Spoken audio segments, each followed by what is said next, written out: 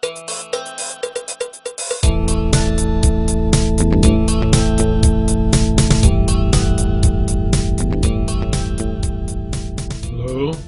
Joseph Carrabba's here.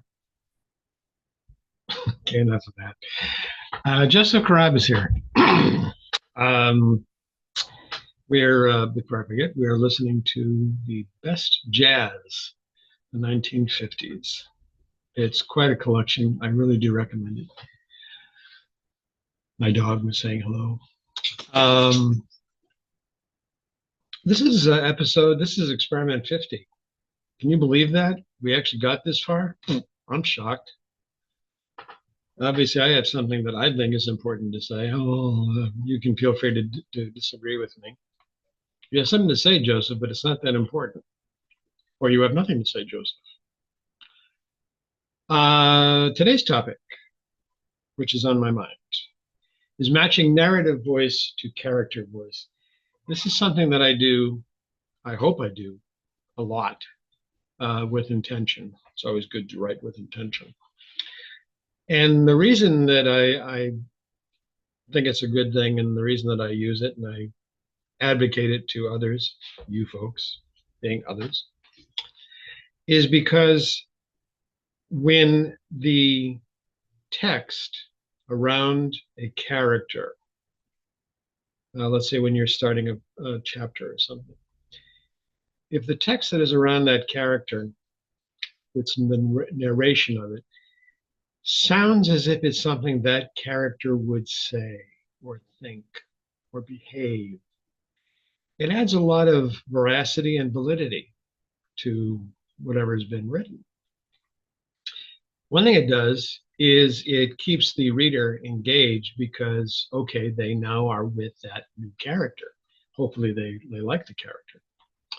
I can't remember offhand where I learned this. I probably read it, took a class. It may have been something that when I was listening to a Stephen King lecture, I don't know. But it's a very useful thing. One of its most powerful uses to me is when you change the narrative voice, you are signaling the reader there's been a change of point of view character. Whoever owns, I've talked before about whoever owns the paragraph, the chapter, page, the scene. And if you can write as if it was that character writing it, even though they're not, using their language, using their verbiage, using their ideas, their phrasing, you add a lot. I want to give you an example. The reason this came to my mind before I forget, I was critiquing something that a friend had written, a novel, which I hope he gets published because it's really shaping up to be one hell of a good novel.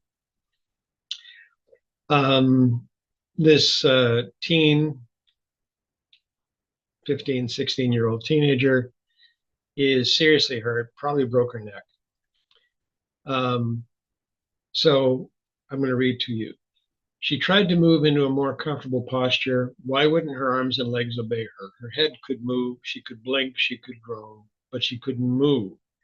Oh, Yama, she'd really messed up. She was paralyzed from the neck down. She couldn't even get away now. That's it, she was done. Rain told her body to close down and abandon ship, begin the process of rigor mortis and decomposition. She forced herself to stop breathing, but her meat suit soon overruled her.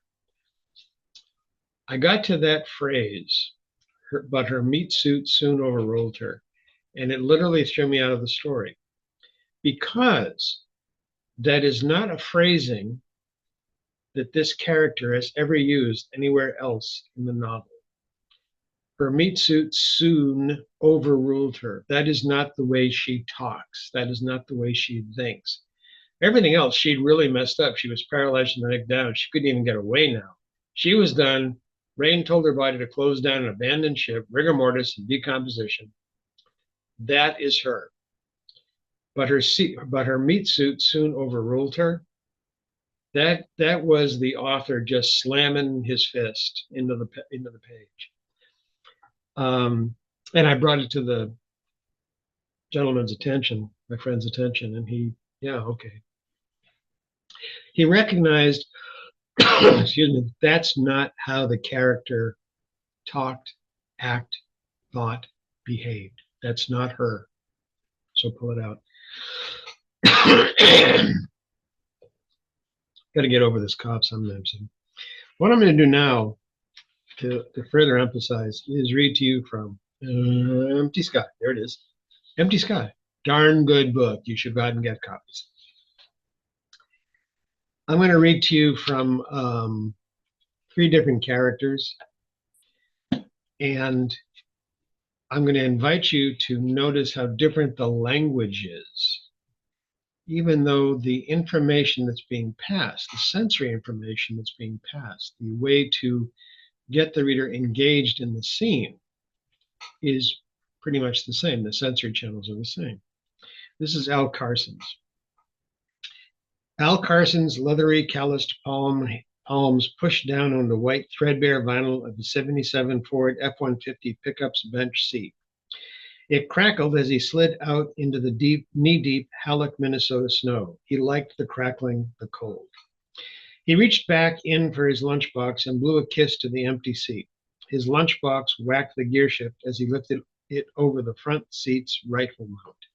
He tapped the shift, making sure his old rig was still in gear and wouldn't slip. He kept his pickup all these years because of that bench seat. He and Effie would sit side by side and not have to reach over an armrest to give each other a little pat or sneak a little kiss. He brought it home to show her a long time ago, half a century ago, in fact, when he and Effie were just starting out.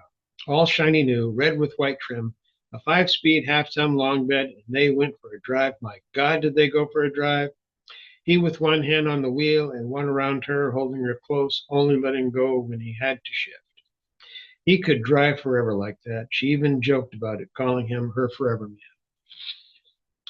So give me an idea, just from that.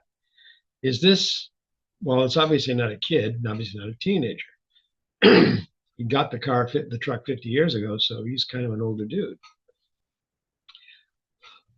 Would it surprise you to learn that he's a past retirement age DPW worker, drives a snowplow in the winter, way up in Halleck, Minnesota? Okay. Now we're going to read from another character. Joni Levis rolled over and buried her head against Virgil's pillow. Still asleep, she settled herself into the bed and inhaled deeply, pulling in his aromas, his shampoo, his sweat, and smiled. She felt a trill, a tingling contraction. Her body caught between the notes of excitation and sleep, and felt a brief muscle spasm in her vagina. A moment later, there was another quiver, and she half opened her eyes. Awake, the contractions became more immediate and demanding. She looked at the large red numerals on her clock, 4:35 a.m. She smiled and rolled towards his side of the bed. It was fucking time. Virgil always woke her up within a few minutes of 4:35 a.m. for a little lovemaking. It didn't matter if she was turned away, on her back, on her stomach, curled in the covers, facing him, or whatever. Always the gentle nudge, the liquid parting, and his lips would be on her, his penis and her, busy, busy, busy for a few minutes, and then asleep once again. She reached for him, and her hand closed on empty sheets. Her eyes open wide, no Virgil, and the bathroom was dark. Physical sensations, olfactory sensations, tactile sensations. Both of those sections have that. But notice how different the language is. Joni Levis is not a DPW worker, nor is she a teenager, because she's aware of all these things. Would it surprise you to know that she's a mid-30s business executive out of Boston, Mass? One more time. Kalani Johnson did not let surprises affect her performance. How the hell that McPherson boy showed up on try this again. Kalani Johnson did not let surprises affect her performance. How the hell the McPherson boy showed up unnoticed. She didn't know. God. How long had he been there? She didn't know that either. She checked that suite. That she did know. Make it fit, Kalani, make it fit. Kid must have watched his old man kill the dog. probably hit himself so his old man couldn't do him and watched him do the dog. She pulled a cigarette from her pocket. Yeah, everything had an explanation if you just look long enough. She lit the cigarette. Jack Games came up behind her. Do you mind? He guided himself to Jamie's bunk with one hand on the wall, the other holding his head. Jamie, you all right? So here we have someone, Kolodny Johnson, female. She's probably not an executive in Boston, a mid-30s executive in Boston, nor is she a DPW driver. But what we do know is that she's aware of what's going on around her. Okay. How'd the kids show up? How long have they been in there? I got to light a cigarette. Make everything fit. The dog. Not make the dog fit, but make everything fit. And she knows about the dog. So the same kinds of sensory detail. But this now is, would you be surprised to know she's a detective with the Chicago PD? The way that she's gathering information, talking about somebody got killed. What happened?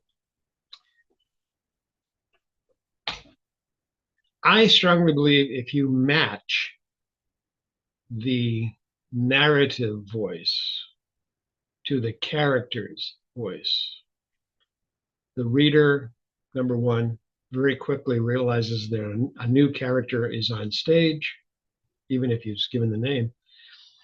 They also realize the personality, and that's what I'm doing. When I'm using the character's voice to write the narrative, I'm demonstrating the character's personality, their sophistication, their education.